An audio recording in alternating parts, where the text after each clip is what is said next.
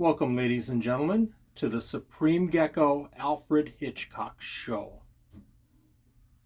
I hope you enjoyed our little play tonight.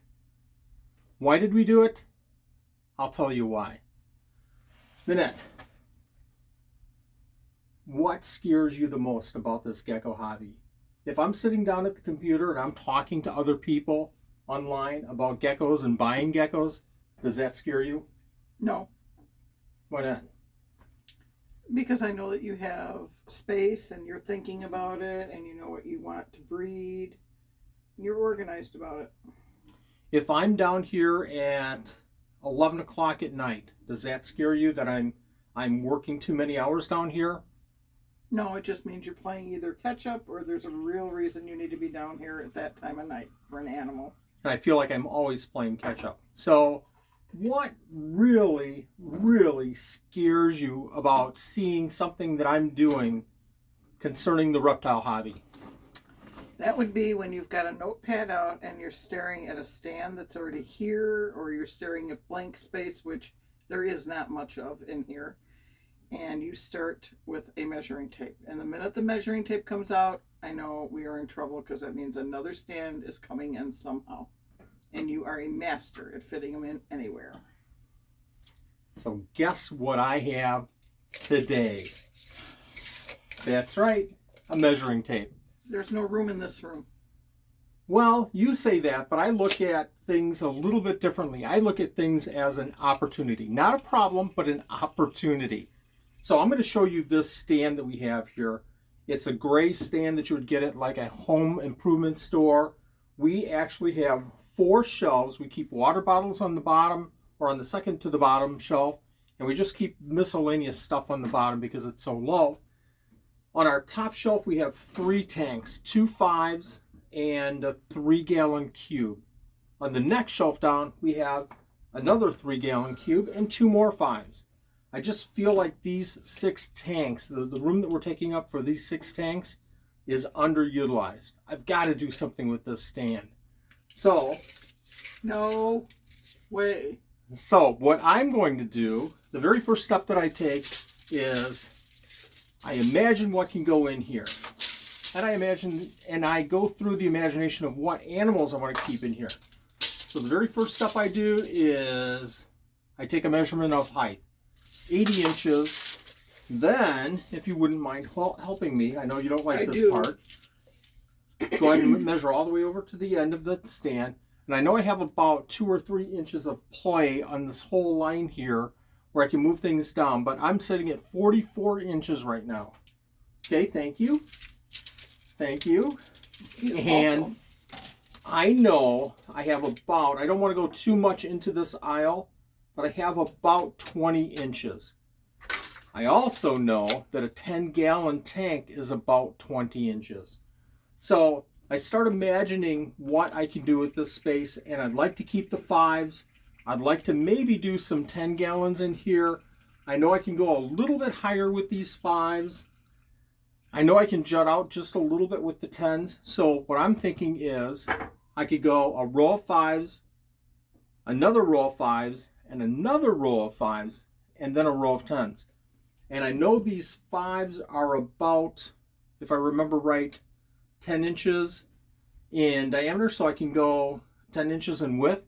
So I know I can go 4, 8, 12, 5.5-gallon tanks, and the 10 gallons I can go 3 wide. So how many is that? 4, 8, 12, 13, 14, 15 tanks in place of these 6. Now we're working with morning geckos and some other geckos here that will have to find another home somewhere in our facility.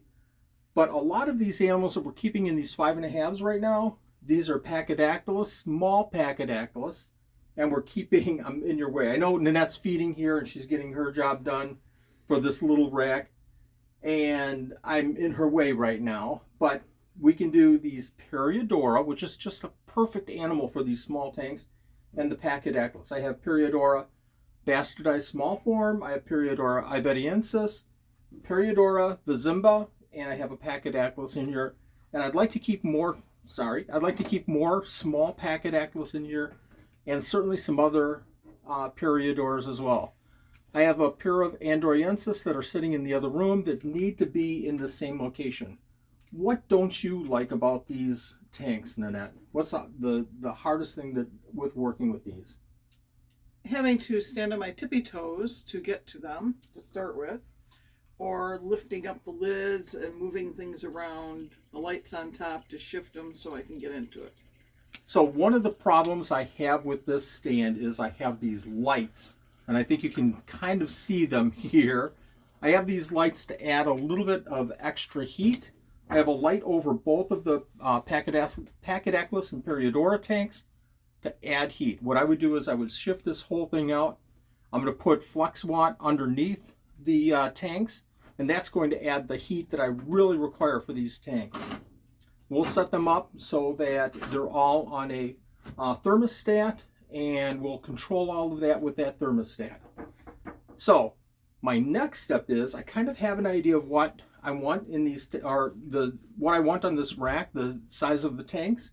What I'm going to do is I'm going to take a piece of paper, I'll draw out my space, and then I'll start marking it with boxes for each of these tanks. For the width, what I'm going to do is account for, and I'm going to use 2x2s to build this, because this rack really won't hold a lot of weight, and we'll have some braces in there to hold it, to get it more secure. And I'll account for that extra, because a 2x2 is actually 1.5 inches. I'll account for that 3 inches for the 2 legs. That gives me 41 inches to work with this. By adding those 3 10s or 4 5.5s, that should fit perfectly for that room that I have. And I don't need to move these other stands around at all. So I draw in the legs, I draw in the shelves, which again, I'll be using a 2x2, and that 2x2 is 1.5 inches. I'll draw those in so that I have my 1.5 inches for each of the shelves. I'm going to take some room on top to make sure that I have enough room to open the tanks on the top, and also so that they're not all the way to the ceiling, so that doesn't have to stand under tippy toes. And I'll also account for some room on the bottom so that these tanks aren't sitting on the bottom. So these gray stands are just absolutely great. They cost anywhere from 29 bucks to about 50 bucks in a home improvement store.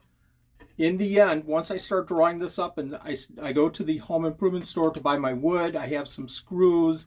The cost of that rack is going to be the cost for about 6 2x2s, and that's going to be around 12 to 15 bucks. So I can build this whole rack for under $15.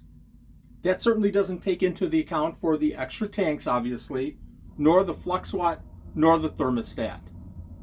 But it's still going to be a very, very reasonable option for this small area. So now I'll have 15 tanks, whereas again, I only had 6, or I only have 6 right now. I'm really looking forward to doing this project, and I really hope it works out. Thank you very much for watching. I hope to do a future video showing this completed rack very soon. I hope you enjoyed this video. I hope you watch the next one on that finished rack. If you haven't already, hit that like button down below, hit the subscribe, and the notify all. And I'll take the measuring tape, thank you. I don't know if I want to give it up. Mine. Thanks for watching.